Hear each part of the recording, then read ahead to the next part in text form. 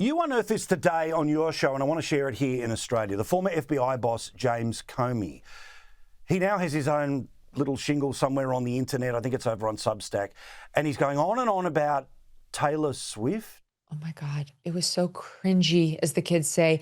He sounded like a stalker. He's like, I've known Taylor for 15 years. Taylor Swift and I go way back. I went to my first concert of hers 15 years ago. I've been to a second, and I have helped financially support the attendance of a lot of family members at others. I'm in a family's Swiftie group chat. I know all her music, and I listen to it in my headphones when I cut the grass. You went to a concert. You don't know Taylor, Jim. You don't know her. She doesn't know you. You went to a concert with your daughter, apparently 15 years ago. That doesn't make you friends with Taylor Swift. And what grown man, like in his 60s, talks like that about Taylor Swift? It was just creepy. It had like all the cringe of like a weird molester type. Not saying he's a molester, just saying it had the cringe of a molester type.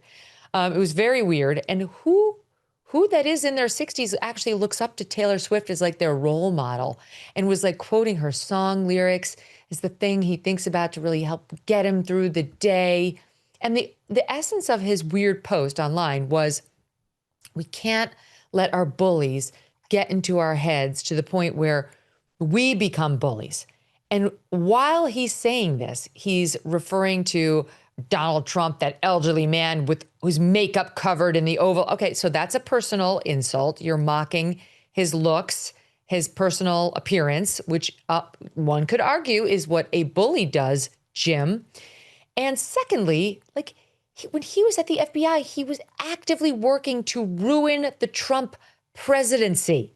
It's all coming out now how heavy-handed he was on it, how they didn't have the evidence, how he was fine suggesting they did anyway. He understood he would be ruining the Trump presidency and possibly getting Trump in criminal trouble. He didn't care at all. And now he wants to lecture us about bullies?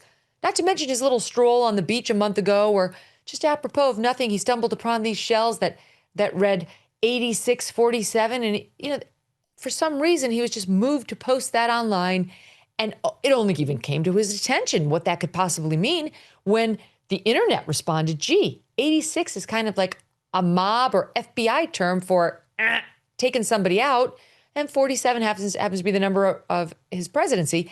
This guy is, of course, just like your typical leftist, projecting onto the other side what he is himself. Oh, and I'm sure the blue-haired ladies are very much looking forward to the new MS Now or Ms Now.